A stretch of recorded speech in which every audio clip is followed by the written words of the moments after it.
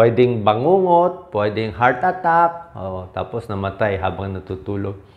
Basically, tatlo ang causes nito. Number 1, merong diferensya ang puso. Number 2, may diferensya yung baga sa paghinga. Number 3, pwede rin sa utak. Nanggagaling ang problema, kaya namamatay sa pagtulog. Ano muna mga causes bago itong senyales na bibigay ko mamaya? Number 1, the most common is sudden heart attack. So habang natutulog, inatake sa puso. Ang bad news dito, mas maganda sana kung inatake ka ng umaga o tanghali. Pwede mo dalhin sa ospital. Dapat madala mo sa ospital within 15 to 30 minutes. Mabigyan ng gamot para sa puso, mas maganda. Diba? May tulong. Kaya lang pagtulog, diba? Hindi niya naramdaman. Walang matawagan. So, pwedeng namamatay. Sabihin, baka dati nang may bara yung puso niya. Smoker, mataba, daming bisyo. Dati nang barado yung artery niya sa puso, hindi lang niya alam. Tapos nung natutulog na stress, lalo nagbara doon. Sudden cardiac death. So bilang internist at cardiologist, linya ko po to. Number 2, cause out of 10. 2 out of 10 kung bakit namamatay sa pagtulog, irregular heartbeat. Nagloko yung tibok ng puso. Okay? So hindi siya barado. Nagloko yung pinakakuryente, imbis na normal heartbeat, 70, 80 beats per minute, biglang bumilis ng 200 beats, tapos biglang tumigil yung puso. Anong dahilan? Bakit nagloloko yung heartbeat? Maraming cause. Yung iba, ito yung tinatawag na bangungot eh. Ang bangungot kasi, nakita nila, pwedeng heart problem. May mga tao, merong pinanganak siyang abnormal sa puso eh. Ang tawag namin dito, merong mga Brugada syndrome, pinanganak na may abnormality, Wolff-Parkinson-White syndrome, may long QT syndrome. May abnormality sila nung pinanganak sa kuryente ng puso, prone na magloko at tumigil yung puso.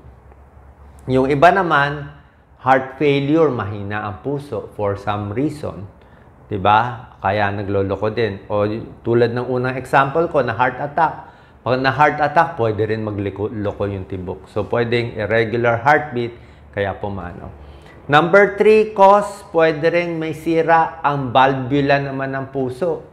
Ibig sabihin, rheumatic heart disease. Sa Pilipinas, ang daming may rheumatic heart disease. So, dati nang may sira, mitral valve, aortic valve, sabihin, meron ng underlying heart disease. Kaya mas prone na pag natutulog, biglang may mangyayari. Bukod sa rheumatic heart disease, pwede rin yung mga blue baby, congenital heart disease. Pinanganak, may butas yung puso. Kaya ibig sabihin, may diferensya na, bata pa. Number 4 cause, baka na-stroke habang natutulog.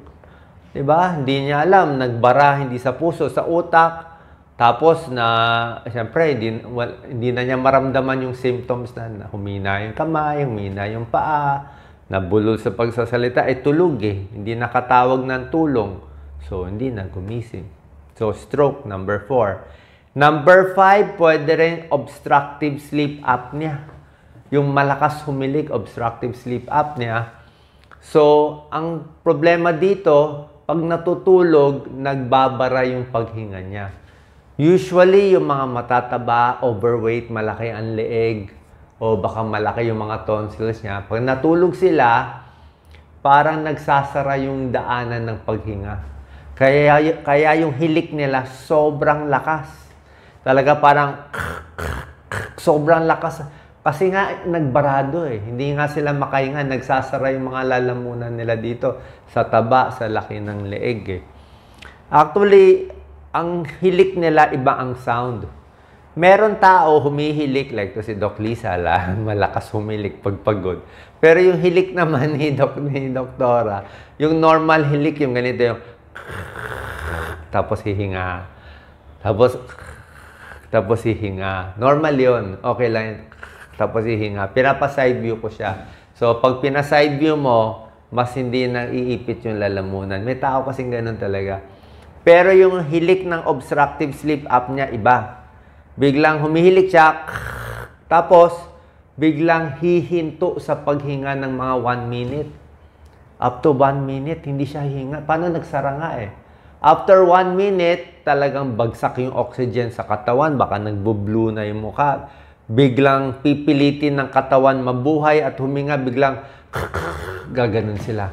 Magigising biglang parang biglang hihinga ng malakas. Tapos babagsak na naman, magsasara na naman. Delikado yun. Delikado yung tumitigil sa paghinga, bagsak yung oxygen sa katawan, doon naha-heart attack. Doon namamatay sa pagtulog. So, obstructive sleep apnea. Number 6, meron mga sleepwalker. Naglalakad, pero tulog, pikit ng mata, pwede silang ma-accident. Number 7, pwedeng seizure, nag-convulsion, baka may brain problem. Number 8 cause, may problema sa baga, lung problems. Baka may emphysema, may COPD, malala yung hika, weak lungs, mahina na yung baga, kulang na yung oxygen. Kaya pagtulog, baka nahirapan sila. Kaya payo ko nga dito, pag natutulog, maganda, 2 unan, 'di ba? Malamig yung kwarto, 'di ba? Para makahinga. Ingat sa pollution, sa tambucho, sa mga usok, sa nagsisiga, baka hindi makahinga habang natutulog, dati nang may lung problems. Number 9 cause out of 10, sedative overdose. Mga sleeping pills na overdose. Pampatulog, antidepressant, kung ano pa mga gamot na iinom, ay hindi tuloy gumising. Diba? Number 10, sari-saring cause, may iba nagsasuffocate. Diba? O nacho-choke. O yung iba, head trauma. Head trauma, ibig sabihin, nabagok yung ulo nung umaga, hindi pinansin, hindi natin alam, dumudugo pala, unti-unti. Merong ganun eh. So, umpisa pagbagok, baliwala, pero yung dumudugo pala, unti-unti, parami yung dugo. Pagtulog niya, dumami yung dugo sa ulo, naipit yung utak, yung part natin dito sa brainstem, yun ang nagkocontrol ng paghinga. So, naipit, hindi tuloy nakahinga. So, pwede rin yan. Kaya pag may head trauma, mas maganda pa CT scan. Meron din pancreatitis, yung kumain ng sobra dami. Tapos nasira yung lapay, meron din namamatay. Dati, isip natin yan din ang bangungot syndrome. So, yan ang 10 causes. Ano ang senyales na posibleng pumanaw ang isang tao sa pagtulog? Depende rin dito sa cause. So, tulad na sinabi ko sa iyo, puso, baga, utak. So, ang senyales nito, pwedeng chest pain. Sumasakit-sakit na ang dibdib, di ba? So, warning sign na yan. Snoring, ang lakas na humilik, di ba? Warning sign na yan.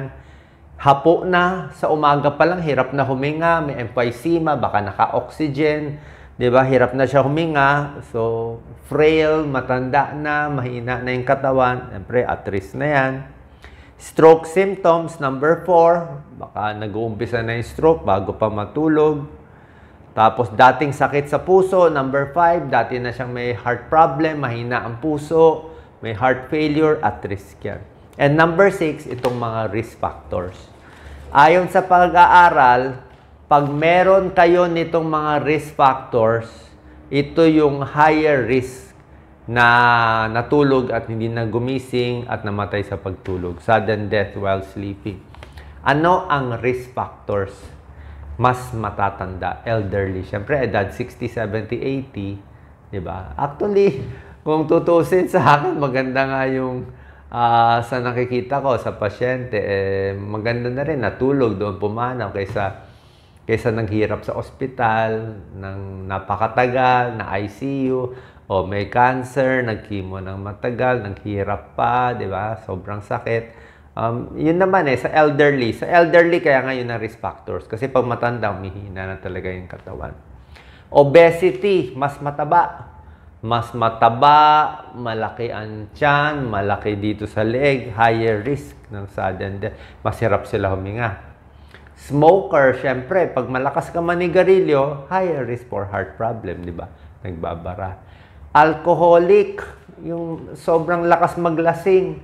Lasing na lasing, di ba? Bagsak sa kama, hindi na niya alam nasaan siya.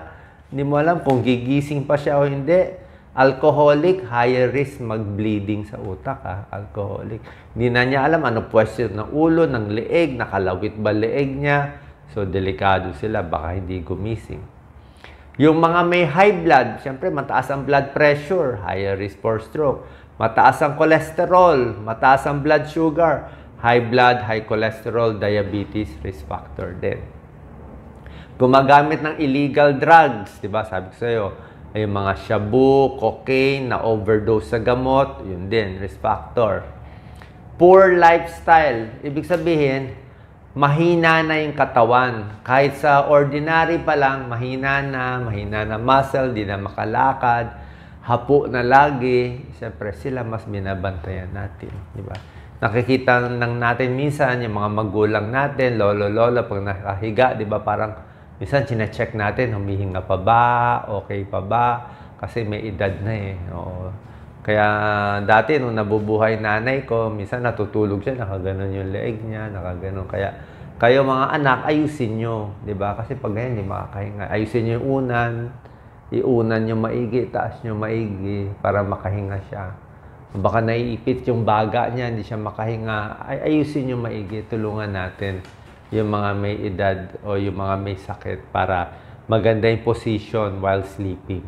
Okay? So, low potassium, low magnesium, high risk factor din yan. Nakaka-irregular heartbeat. Nagtae, dehydrated, mababa potassium, mababa electrolytes, mababa magnesium. Pwede magloko yung puso. Sleep apnea, sinabi ko na. At chronic kidney disease. Yan. Yung may sira ang kidneys. Pwedeng nagdadialysis o stage 3, stage 4, stage 5 kidney disease, higher risk din ng sudden cardiac death. So, yan ang mga risk factors. Anong gagawin natin? Anong tips? Siyempre, tigil sigarilyo, tigil alak. Dapat well-hydrated. Maraming tubig iinumin. Okay? Huwag dehydrated.